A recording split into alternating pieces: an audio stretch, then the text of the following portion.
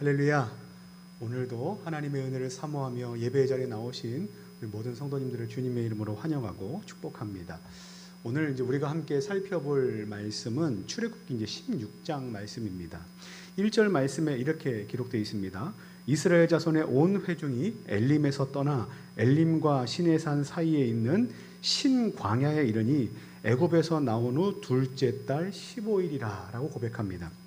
그러니까 현재 지금 이스라엘 백성들은요, 출애굽을 한 지 약 한 달쯤 지나 신광야라는 곳에 머물러 있게 되었습니다. 그때 이스라엘이 어떤 형편 가운데 있었는가? 이스라엘은 출애굽 한 달 만에 가지고 있던 모든 식량이 다 바닥나게 됩니다. 이와 같은 현실 속에서 이스라엘 백성들이 어떻게 하기 시작했냐면 하나님을 원망하기 시작합니다. 그 말씀이 2절과 3절 말씀에 있습니다. 2절 말씀에 보면 이스라엘 자손 온 회중이 그 광야에서 모세와 아론을 원망하여 라고 말씀하는데, 이 모세와 아론을 원망하였다는 것은 사실 그들을 대표자로 세우신 하나님을 원망하는 것과 다름이 없습니다. 그리고 3절 말씀에 이스라엘 자손이 그들에게 이르되 우리가 애굽 땅에서 고기 가마 곁에 앉아 있던 때와 떡을 배불리 먹던 때에 여호와의 손에 죽었더라면 좋았을 것을 너희가 이 광야로 우리를 인도해 내어 이 온 회중이 주려 죽게 하는도다라고 말씀을 이제 그 사람들이 원망하는 내용이 이렇게 담겨져 있는데, 지금 이스라엘 백성들이 뭐라고 원망하냐면 차라리 우리가 애굽에 있었을 때가 훨씬 더 좋았다라고 이야기하는 겁니다. 우리는 애굽에서 있었을 때 고기도 넉넉하게 먹었고 떡도 넉넉하게 먹을 수 있었는데 굳이 왜 우리를 이 험난한 광야로 끌고 와서 이렇게 굶주려 죽게 만들었느냐라고 원망을 하는 것이죠. 그런데 여러분, 그들이 실제로 애굽 땅에 있을 때 고기와 빵을 배불리 먹어보았던 적이 있었는가라는 것이 좀 이렇게 고민해야 될 바입니다. 그들의 신분은 노예였어요. 종으로 있었다는 겁니다. 그러니까 그들은 고기와 빵을 배불리 먹어본 적이 없고 그런 대우를 받아본 적이 없습니다. 그리고 그런 노예들을 하나님께서 지금 어떻게 하셨습니까? 탈출시키셨고 구원해 내셨습니다. 근데 지금에 와서 이스라엘 백성들이 과거 우리가 노예 생활했었던 때가 아주 좋았다라고 미화해서 추억하는 겁니다. 그러니까 실제로 좋지 않았는데 지금의 불평거리 때문에 과거가 좋게 보인다고 지금 이렇게 끌어오는 거죠. 그뿐입니까? 이스라엘 백성들은 애굽을 탈출하면서 신광야에 이르기까지 놀라운 기적들을 맛본 민족입니다. 10가지 재앙을 맛봤고요. 구름 기둥과 불 기둥, 그리고 홍해를 건너고 또 쓴 물이 단물로 변하는 것 등등의 일들을, 하나님의 놀라운 기적들을 맛본 사람들입니다. 그러니까 그들은 구원하시는 하나님, 그리고 그들을 보호하시는 하나님, 그리고 함께 하시는 하나님을 그들은 지금 눈으로 보았고 몸소 경험했고 몸소 경험하고 있는 사람들입니다.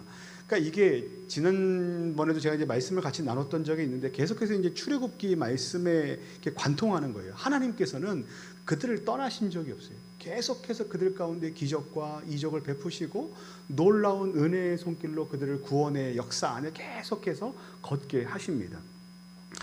그런데 그렇게 하나님의 은혜를 경험한 지금 이스라엘 사람들이 지금은 어떻게 하고 있습니까? 하나님을 원망하고 있어요.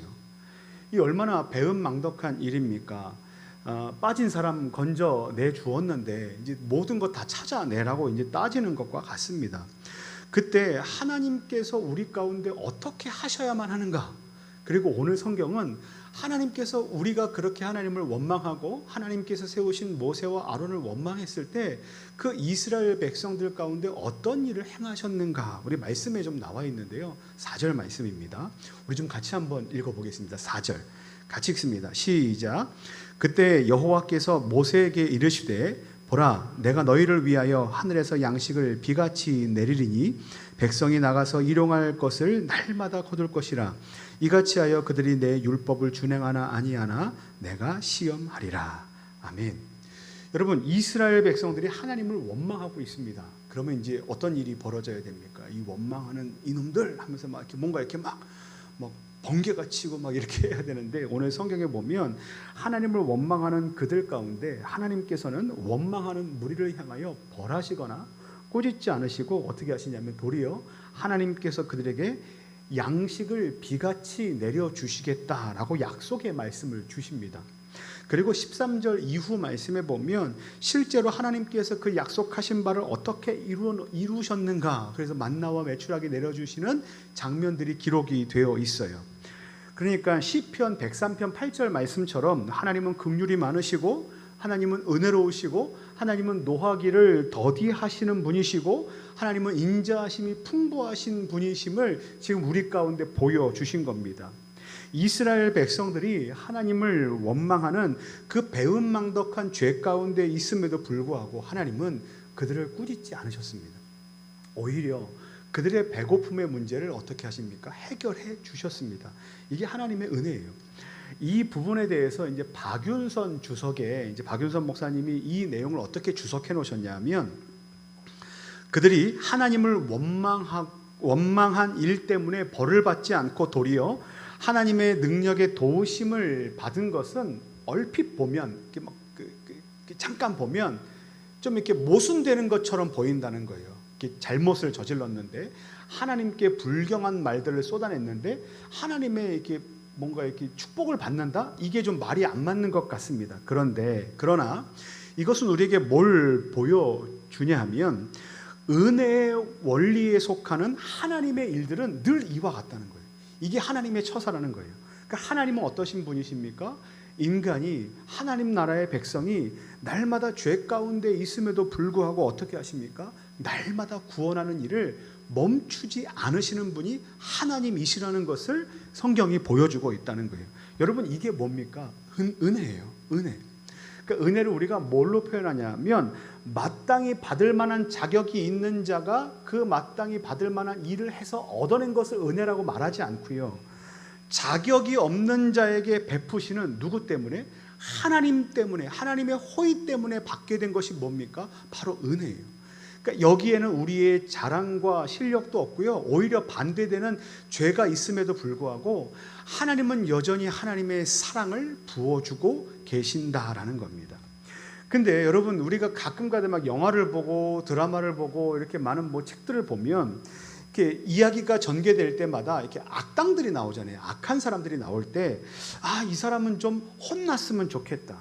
이 사람의 결말이 좀 그 악인의 죄에 합당한 벌을 받으면 좋겠다. 그래야 좀 통쾌하다. 그래야 좀 이렇게 속이 시원하고 정의가 살아있는 것 같다라는 느낌을 갖고 싶어하는 마음이 우리 가운데 있습니다. 그래서 권선징악 이렇게 끝나기를 원하죠. 근데 우리는 그와 같은 마음을 가지고 오늘 말씀을 대하게 되면 이스라엘 백성들은 범죄했고 이스라엘 백성들은 하나님을 원망하는 불경한 일을 했기 때문에 그들은 좀 혼나야 돼라고 쉽게 생각할 수 있습니다. 하지만 우리는 오늘 본문에서 하나님을 원망했던 이스라엘 백성들을 쉽게 비난할 수 없습니다. 왜 그런지 아십니까? 왜 그러냐면 당시 이스라엘 백성들이 처했던 상황이 배고픔이라는 상황이었기 때문에 그렇습니다. 먹고 사는 문제였다는 거예요. 배가 고픈 것은요, 여러분, 인간이 갖고 있는 아주 기본적인 생리적인 욕구입니다.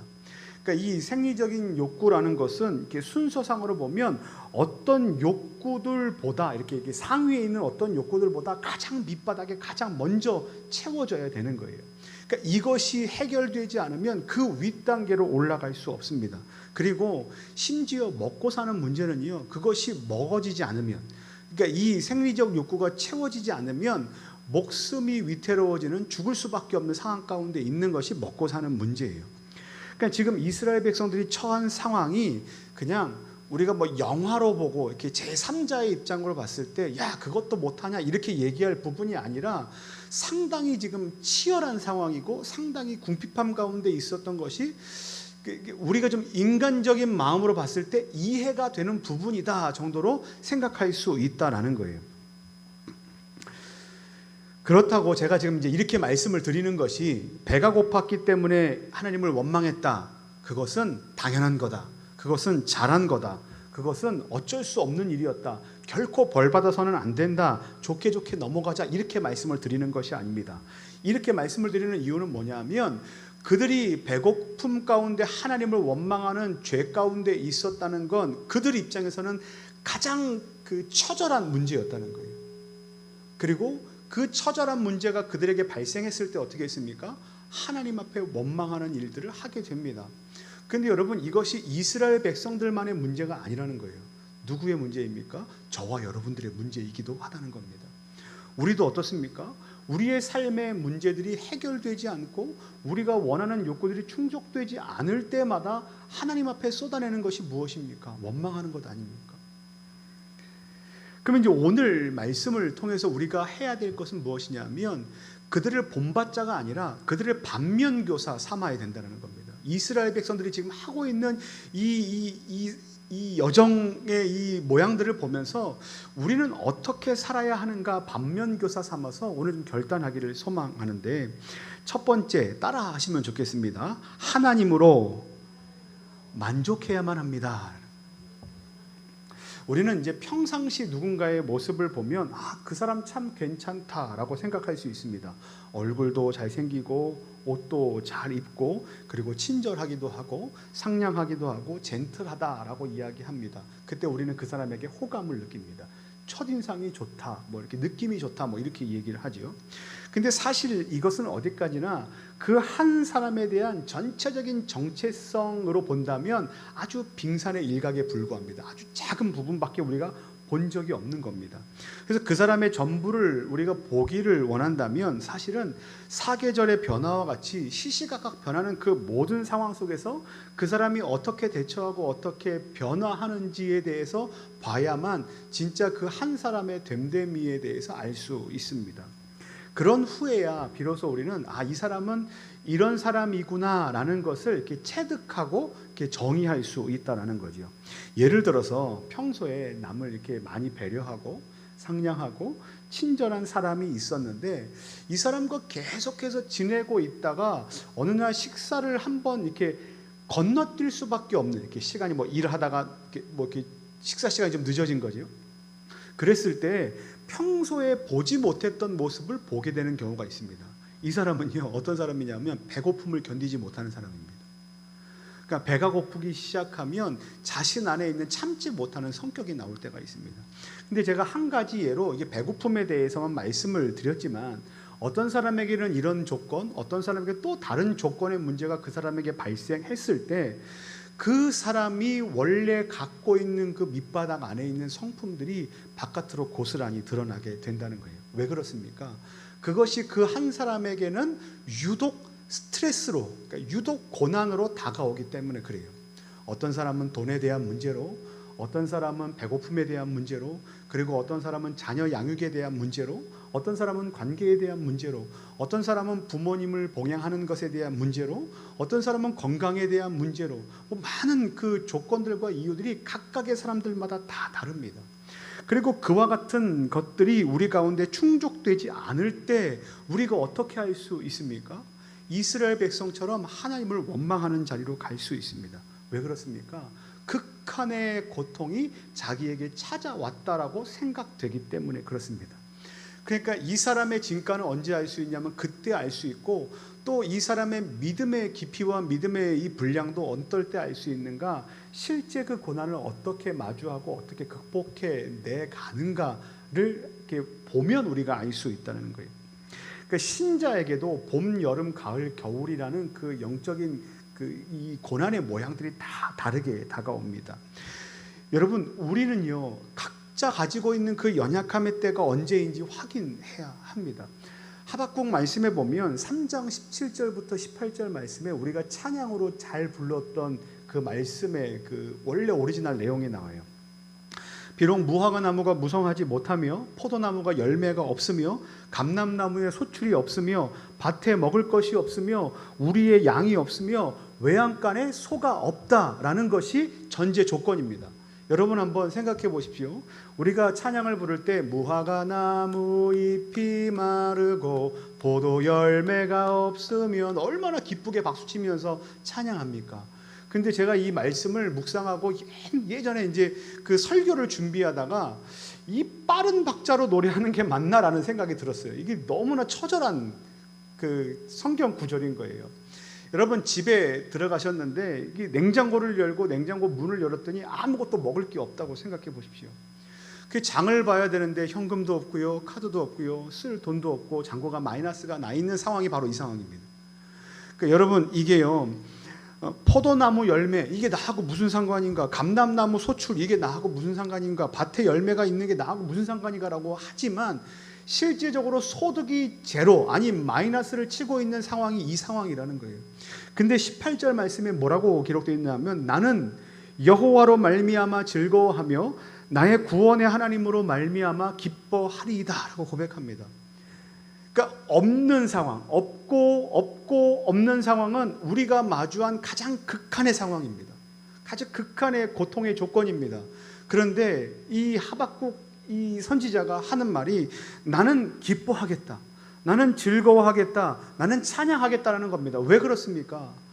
하나님께서 그 인생을 여전히 붙들고 계시다라는 것을 믿는 믿음을 가지고 있기 때문에 그렇다는 거예요.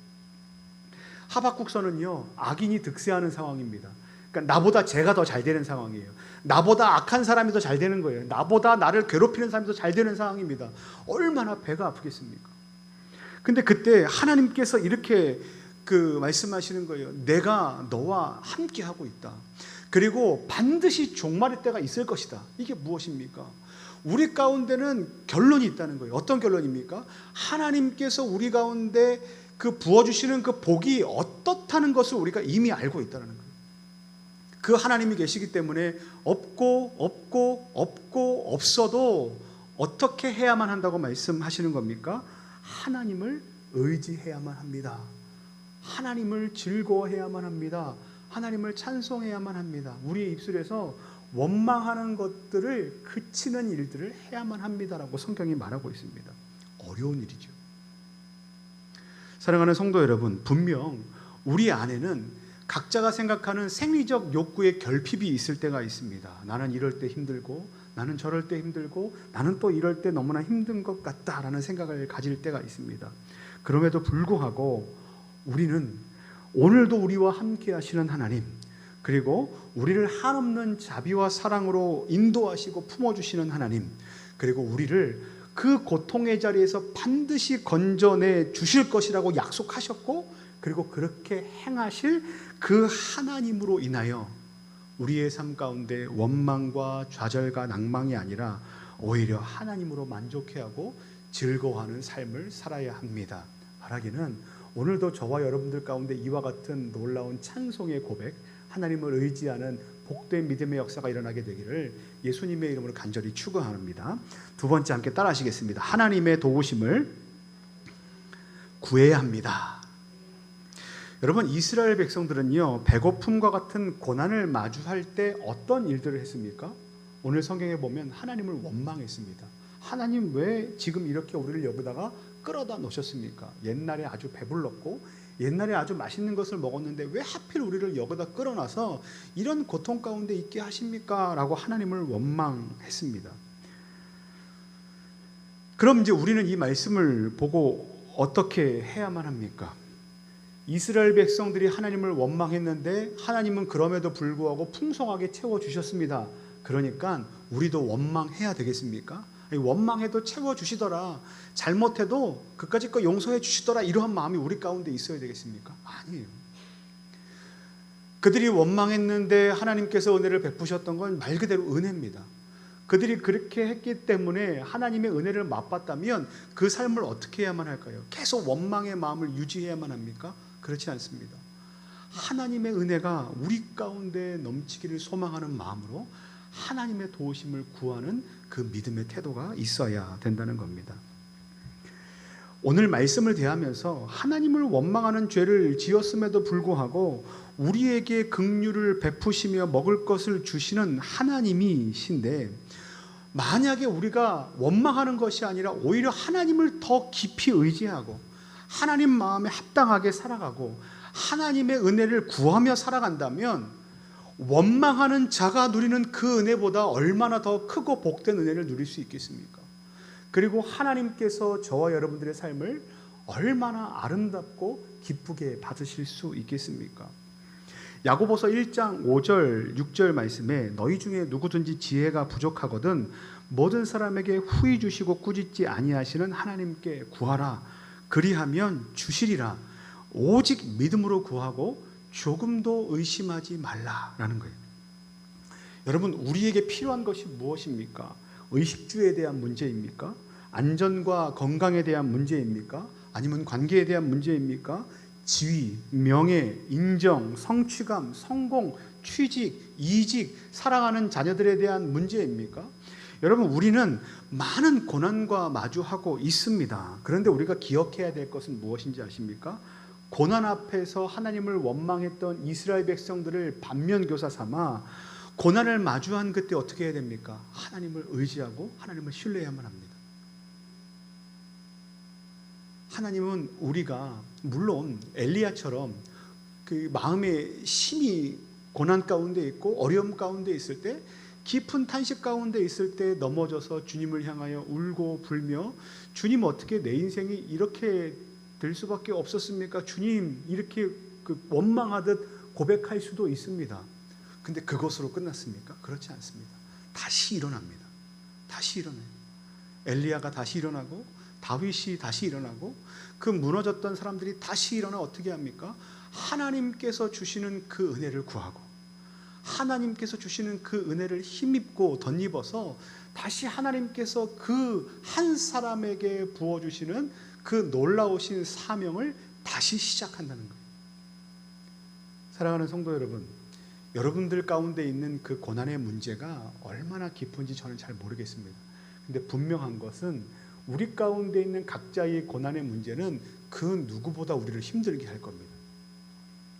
우리의 마음을 찌르고 아프고 힘들게 하고 넘어지게 하고 좌절시키고 절망감을 갖게 할 수 있습니다. 원망하는 것이 당연하다 싶을 만큼 우리를 힘들게 하는 문제가 있습니다. 그때 기억하십시오. 하나님 앞에 기도로 나아가십시오. 하나님께서 우리를 다시 일으켜 주시고 다시 회복시켜 주시고 우리의 상처난 심장과 그리고 우리가 흘리고 있는 이 눈물을 주님께서 닦아주시기를 위해서 기도하시기 바랍니다. 그때 하나님께서 여전히 우리를 사랑하시고 여전히 우리를 구원의 길로 인도하시는 그 하나님께서 다시 우리를 소생케 하시고 다시 우리를 회복케 하시고 다시 우리를 믿음의 자리에 세워주실 것입니다. 사랑하는 성도 여러분, 바라기는 오늘도 그 자리에서 하나님께서 부어주시는 그 놀라운 은혜를 구하시고 또 경험하시는 복된 여러분들 되시기를 예수님의 이름으로 간절히 축원합니다.